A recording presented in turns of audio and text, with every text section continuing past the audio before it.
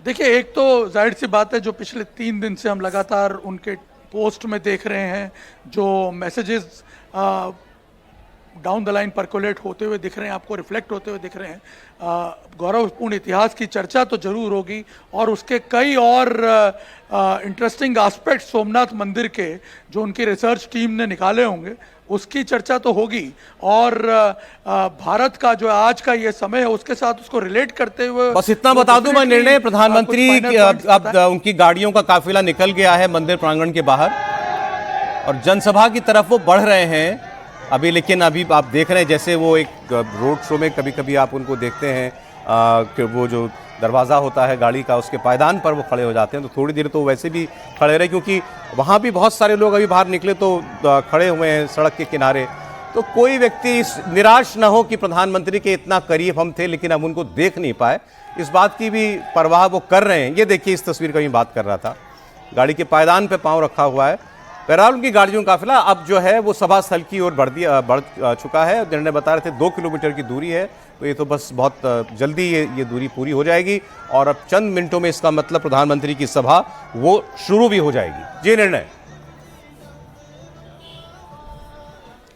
बिल्कुल 2 किलोमीटर का जो रास्ता है, इसमें पूरे रास्ते में भी लोग खड़े हुए होंगे। और मैं आपको बता दूं, सभा में भी आज बता रहे हैं कि करीब 1 लाख के आसपास लोग मौजूद रहेंगे। हम बात कर रहे थे उनके भाषण की, मुझे एक बात जो लगती है, ज़रूर वो शायद यहाँ पे मेंशन करेंगे, जब वो इस सांस्कृतिक गौरव की बात कर रहे हैं, पुनरुत्थान की बात कर रहे हैं, हमारी जो सामूहिक शौर्य और सामूहिक साहस की बात कर रहे हैं, तो जाहिर सी बात है वो कुछ ना कुछ लोगों से भी कहेंगे कि वो क्या करें आने वाले दिनों में।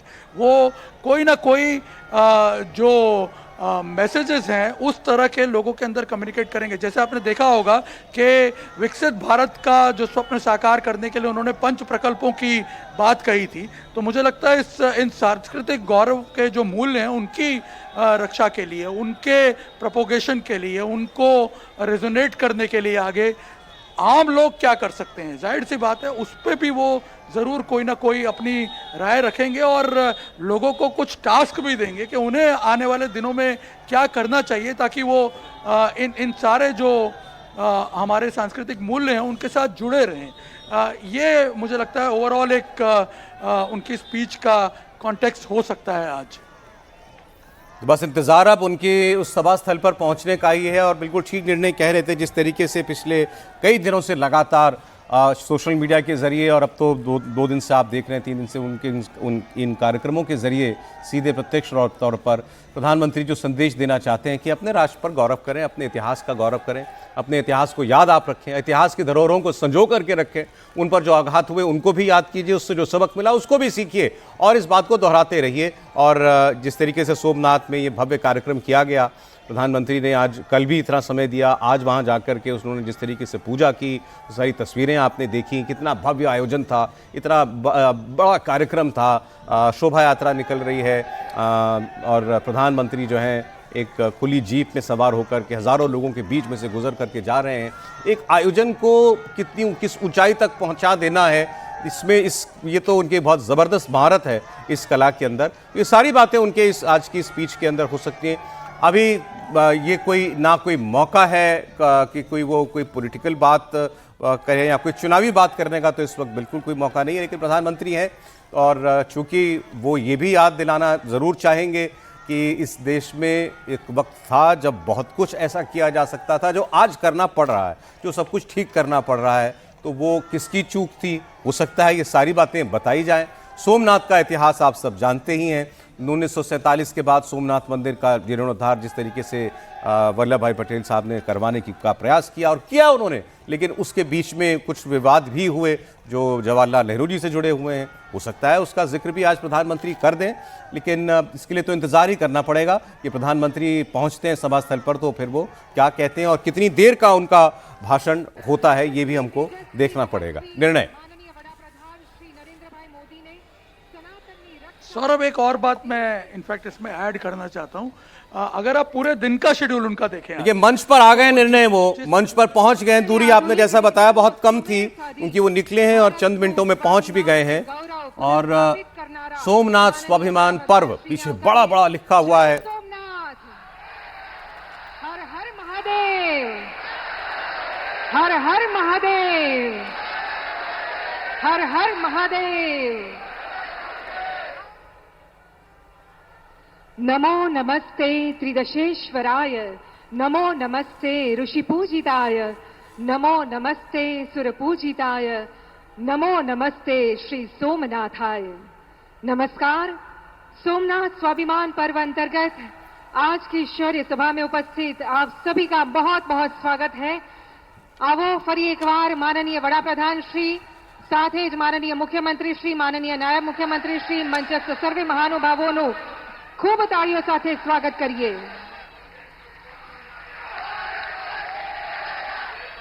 धन्यवाद। आक्रांताओं की आंधियां जिसे मिटा ना सकी, वो भारत की अटूट आस्था है। सोमनाथ ज्योतिर्लिंग केवल एक मंदिर नहीं, हमारी संस्कृति और स्वाभिमान की शौर्य गाथा है। शौर्य सभा में आप सौनो शौर्य सभा में प्रधानमंत्री अब पहुंचे हुए हैं और जिस तरीके से उन्होंने वहां पर मौजूद हमेशा की तरह सामने जो जनता होती है उनसे वो जिस तरीके से अभिवादन उनका करते हैं, नमस्कार किया, हाथ हिलाकर सबका अभिवादन किया, वो आपने देखा।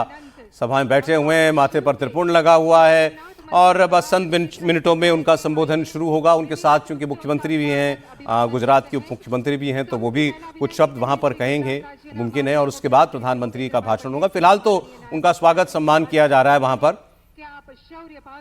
प्रधानमंत्री को पगड़ी पहनाई जा रही है। मुख्यमंत्री भूपेंद्र पटेल उनको ये पगड़ी पहना रहे हैं।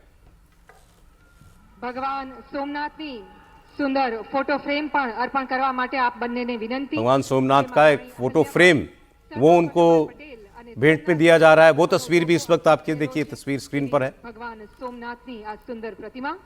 खूब खूब स्वागत समस्त गुजरात ની जनता वती। અને હવે માનવતા 1 लाख से ज्यादा लोग इस सभा स्थल पर मौजूद हैं। निर्णय भी हमको बता रहे थे। तो ये मंदिर में जब वो थे उस वक्त की तस्वीर और अभी अब आप देख रहे हैं रैली स्थल की तस्वीर, जहां अब वो इस वक्त मौजूद हैं। लाइव तस्वीर आपकी स्क्रीन के दाहिनी ओर है। मंच पर मौजूद बाकी लोग भी जो हैं प्रधानमंत्री से मिल रहे हैं। अभी तो ये उनका स्वागत सत्कार का कार्यक्रम वहां पर चल रहा है और उसके बाद फिर वहां पर प्रधानमंत्री बोलेंगे बस सबसे थोड़ी देर में। और वो क्या बातें कह सकते हैं ये हम निर्णय से बात कर रहे थे। जी निर्णय, त्रिशूल एक बार फिर हाथ में उनके दिया गया। देखिए ये तस्वीर, मैं आपको एक बार एक ऐसी तस्वीर कल भी आपने देखी थी, आज एक बार फिर प्रधानमंत्री के हाथ में त्रिशूल दिया गया है जिस पर डमरू बंधा हुआ है। खूब खूब आभार। અને હવે આમંત્રિત કરીએ છીએ ભારતીય જનતા પાર્ટી તથા સ્થાનિક સંગઠનના આગેવાનશ્રીઓને કે આપ પણ ગૌ આસન અને પુષ્પહારથી માનનીય વડાપ્રધાનશ્રીનો સત્કાર કરશો। सर्वे श्री अनिरुद्धभाई दवे, श्री रमेशभाई धड़ुक, श्री गौतमभाई गेड़िया, श्री आशाबेन नकुम, श्री मोहनभाई कुंडारिया, श्री हिरेनभाई हिरपरा, श्री मानसिंहभाई परमार, डॉक्टर संजयभाई परमार, श्री धवलभाई दवे, श्री पुनीतभाई शर्मा, श्री किरीटभाई पटेल और श्री शिवाभाई सोलंकी वैदिक गौमय आसन के जे जी निर्णय बोलिए आप। गोबर, गौमूत्र, दुर्वा, कुश અને પવિત્ર નદીઓના જળ મિશ્રિત કરીને બનાવાઈ છે। देखिए सौरभ, ये जो सम्मान सभा सोमनाथ स्वाभिमान पर्व जो मनाया जा रहा है, जाहिर सी बात है इसके ज़रिए जिन सांस्कृतिक मूल्यों को हम भूलते जा रहे थे उनको वापस पुनर्स्थापित करना ये एक सबसे बड़ा लक्ष्य है।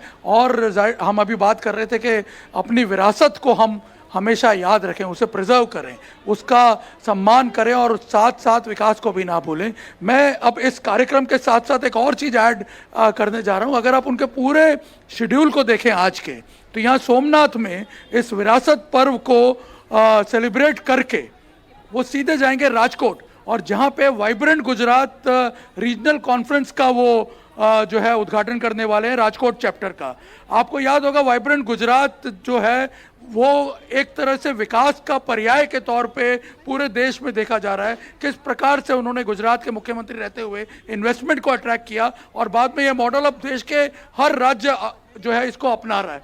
तो हम जो बात कर रहे थे अभी, विरासत भी और विकास भी एक ही दिन में, आप देखिए दोनों एंड को वो टच कर रहे हैं। यहाँ सोमनाथ में स्वाभिमान पर्व जो है उसको पूरी तरह उसके ज़रिए हमारे सांस्कृतिक मूल्यों को रेजोनेट करने के बाद वो सीधा पहुंचेंगे राजकोट और वहाँ से जो विकास यात्रा उन्होंने आज से करीब 23 साल पहले वाइब्रेंट गुजरात के फॉर्म में 2003 में यहाँ से शुरू की थी गुजरात से, वो आज किस लेवल पे पहुंच गई है ये भी पूरा विश्व देखेगा।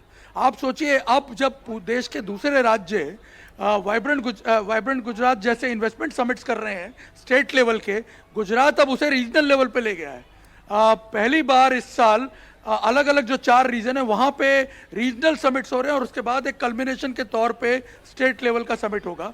तो आप देखिए कि किस प्रकार से एक नई दिशा जो है इसमें भी ऐड करने की कोशिश की जा रही है। तो आप देखिए प्रधानमंत्री मोदी की जो सोच है उसके अलग अलग डायमेंशंस आपको इन दोनों कार्यक्रमों, दोनों एक्सट्रीम कार्यक्रम है और दोनों के जरिए देखने को मिलेगी। और एक ही दिन में ये दोनों कार्यक्रम जो हैं वो एक साथ यहाँ सौराष्ट्र रीजन में हो रहे हैं और वहाँ से आप देखिए जिस हम बात कर रहे थे विरासत भी और विकास भी, उसका क्लियर कट संदेश जो है वो पूरे देश में जाएगा। सौरभ बिल्कुल ठीक। और आपने ये तो जो बात अभी बताई, ये जो समिट हो रहा है रीजनल समिट, पहले वाइब्रेंट गुजरात समिट होता था पूरे प्रदेश में इन्वेस्टमेंट लाने के लिए, अब अलग अलग हिस्सों में अलग अलग समिट्स कराया जाना, तो इससे ये पता चलता है कि आप डेवलपमेंट को लेकर के आपकी सोच जो है वो भी निरंतर ट्रैवल कर रही है और कितनी गहरी होती जा रही है। और ये एक मॉडल जो था गुजरात मॉडल आपको बड़ा प्रसिद्ध हुआ जब मुख्यमंत्री हुआ करते थे नरेंद्र मोदी गुजरात के उस वक्त, और वो गुजरात मॉडल अब कैसे रीडेवलप हो रहा है ये उसकी एक बानगी जो भी निर्णय आपको हैं वो अभी बता रहे थे। तो एक ही दिन में पहला बड़ा कार्यक्रम ये आप संस्कृति से जुड़ा हुआ धार्मिक कार्यक्रम, और उसके बाद आज ही दिन में दूसरा बड़ा कार्यक्रम जो विकास से जुड़ा हुआ कार्यक्रम है। और यही बात जो वो बार बार कहते हैं कि विकास भी और विरासत भी, उनके आज के दोनों कार्यक्रमों में वो दोनों बातें आपको दिखाई दे रही हैं। निर्णय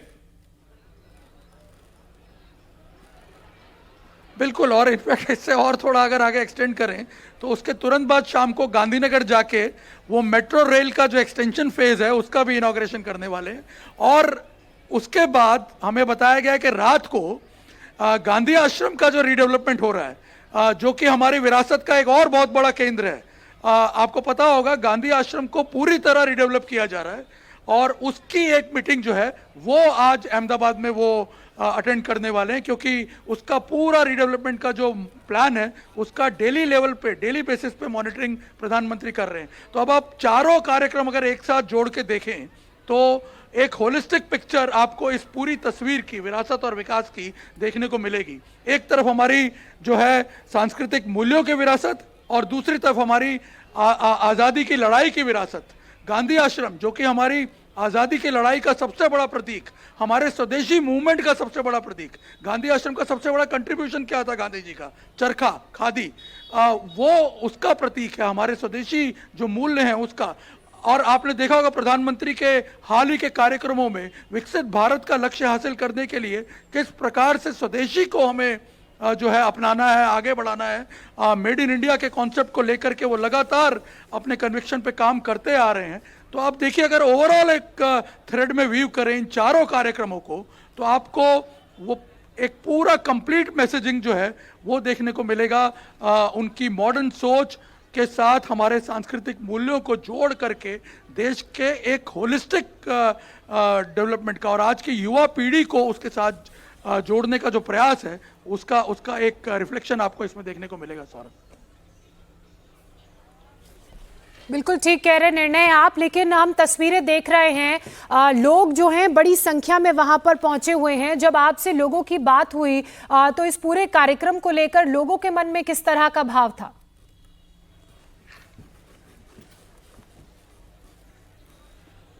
देखिए मैं यही यहाँ पे ऑब्जर्व कर रहा था पिछले 2-3 दिनों में जब लोगों से कभी लोगों ने ना इस तरह से चर्चा नहीं की। मतलब भगवान शिव के दर्शनों के लिए लोग आते हैं क्योंकि बहुत बड़ा आस्था का केंद्र है, आज से नहीं सदियों से ये आस्था का केंद्र, श्रद्धा का केंद्र बना हुआ है। तो उस नाते यहाँ पे हर वक्त आप देखेंगे लोग आएंगे, प्रथम ज्योतिर्लिंग है, इसके दर्शन हर कोई करना चाहता है। ये एक बहुत बड़ा अट्रैक्शन था। लेकिन इस बार जब लोग आ रहे हैं तो हम देख रहे हैं उसमें जिस स्वाभिमान की बात प्रधानमंत्री करते हैं, जो वो कहते थे कि सोमनाथ का जीर्णोद्धार होने से जब लोग यहाँ आते हैं तो उन्हें गर्व की अनुभूति होनी चाहिए। तो उस गर्व को आप कैसे महसूस करवाएंगे?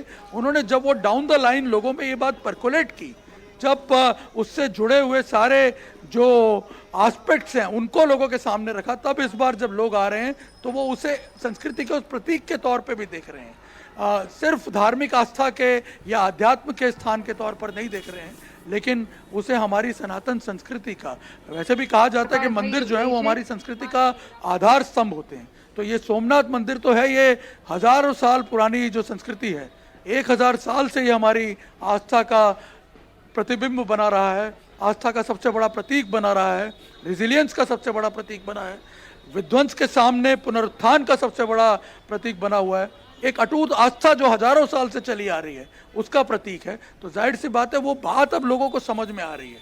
इस बार लोग उस तरह की चर्चा करते हुए दिखे। और एक दूसरा जो एस्पेक्ट है, प्रधानमंत्री नरेंद्र मोदी की लोकप्रियता, उनको लेकर के लोगों का क्रेज, वो आज हम देख रहे हैं कि जो लोगों की संख्या है वो अपने पीक पर है।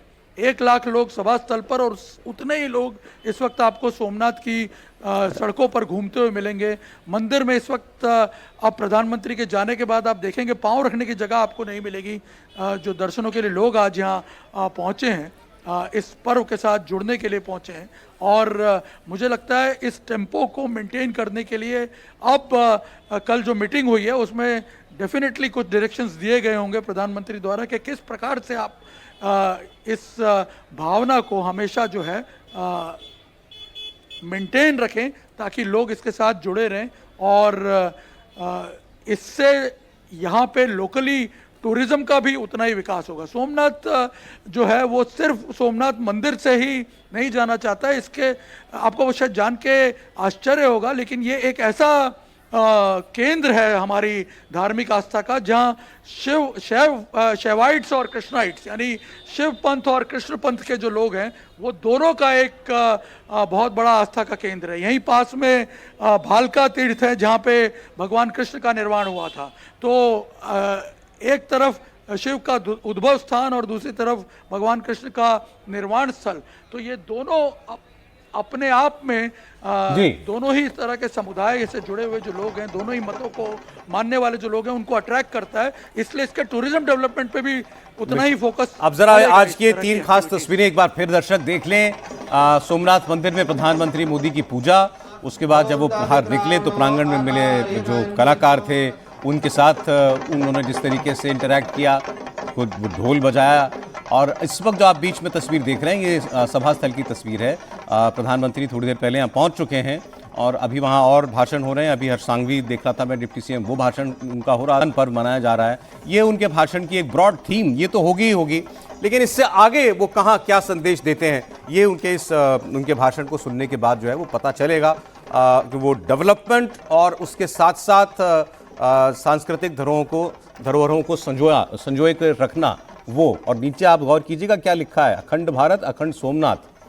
तो ये उनके भाषण का एक थीम जो है ज़रूर होगा। अब से थोड़ी देर में प्रधानमंत्री का भाषण सोमनाथ से आप सुनने जा रहे हैं। इसके बाद उनका कार्यक्रम राजकोट में है जहां पर वो वाइब्रेंट गुजरात रीजनल समिट का रीजनल कॉन्फ्रेंस उसको इनॉग्रेट करेंगे और उसके बाद फिर वो अहमदाबाद जाएंगे। निर्णय बता रहे थे वहाँ मेट्रो के एक फेज़ का वो लोकार्पण वो करने जा रहे हैं, फिर गांधी आश्रम भी जाएंगे वो।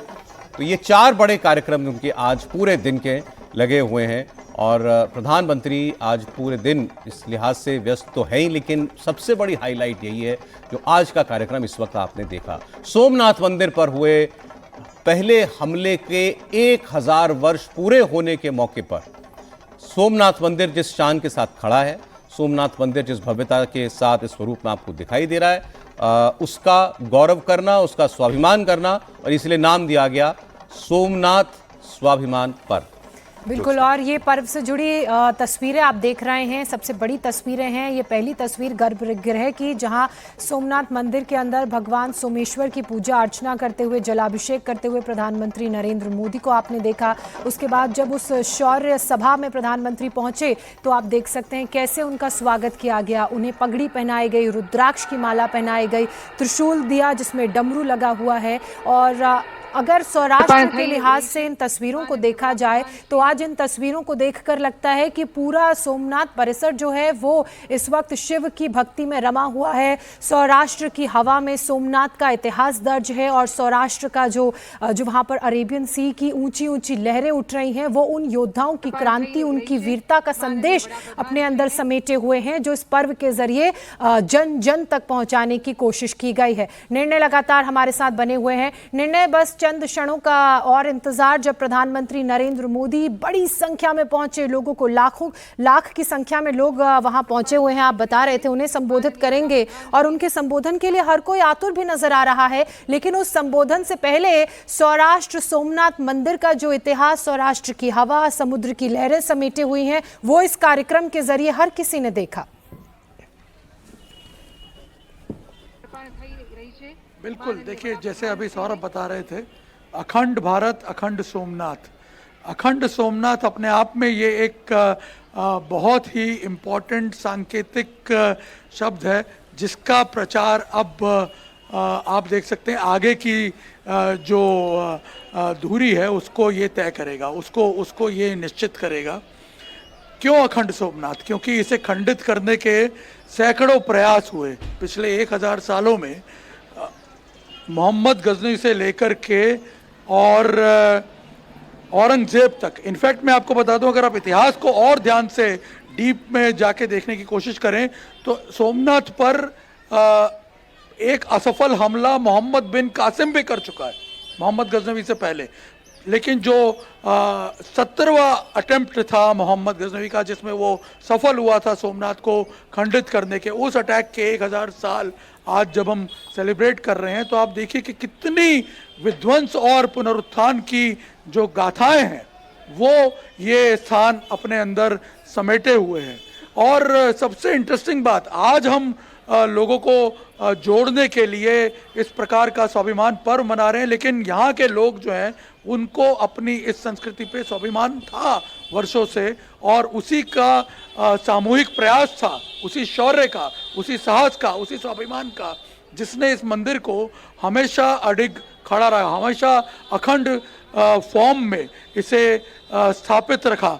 1560 का यदि मैं आपको एक एग्जाम्पल बताऊं तो 1560 में इस मंदिर का निर्माण, इससे पहले जितनी बार भी ये खंडित हुआ, इसका जीर्णोद्धार उस वक्त के राजाओं ने किया, चाहे फिर वो भीमदेव प्रथम हो, भीमदेव द्वितीय हो, या फिर कुमारपाल सोलंकी हो, करणदेव हो, महिपाल सिंह हो। लेकिन 1560 में इस मंदिर को यहाँ के लोगों ने खुद मिलकर के अपने सामूहिक प्रयासों से खुद इसका जीर्णोद्धार करवाया था, और उसको भी औरंगजेब ने बाद में तोड़ दिया। तो आप देखिए, और उसके बाद फिर ये मंदिर जो है ये दोबारा जब आज़ादी के बाद सरदार पटेल ने इस भव्य फॉर्म में खड़ा करना शुरू किया गया, तब ये परिकल्पना की गई थी कि इसे वापस उसी तरह से स्वर्ण मंडित किया जाएगा। आज आप देख सकते हैं कि उसका काम लगभग 50% से ज़्यादा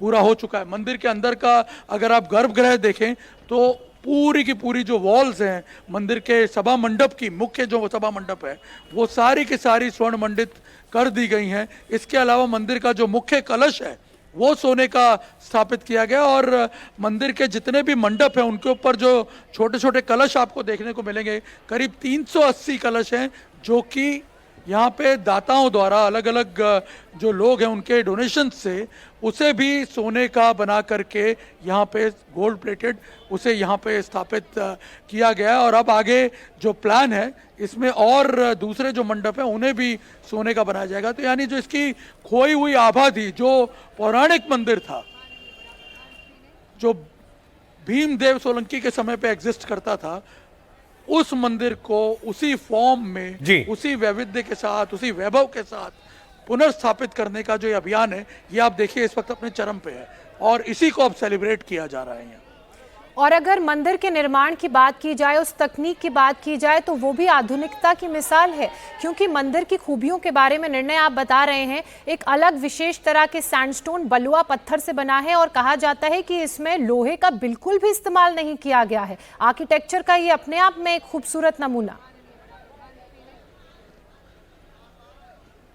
बिल्कुल, ये जो हमारे मंदिर पहले बनते थे सैंडस्टोन से, उन्हीं सैंडस्टोन से ये बनाया गया है और बकायदा जो टेम्पल आर्किटेक्चर है हमारा पौराणिक, उसको इसमें यूज कर करके बनाया गया है। इसके ये जो सैंडस्टोन है इनको सिर्फ बालू से मिटाने भगवान सोमनाथ की कृपा अवतीर्ण होती है, कृपा के भंडार खुल जाते हैं।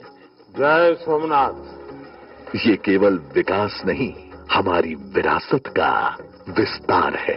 अतीत के आक्रमणकारी आज समय की धूल है, जबकि सोमनाथ आज भी अपनी आशा बिखेरता प्रकाशमान खड़ा है।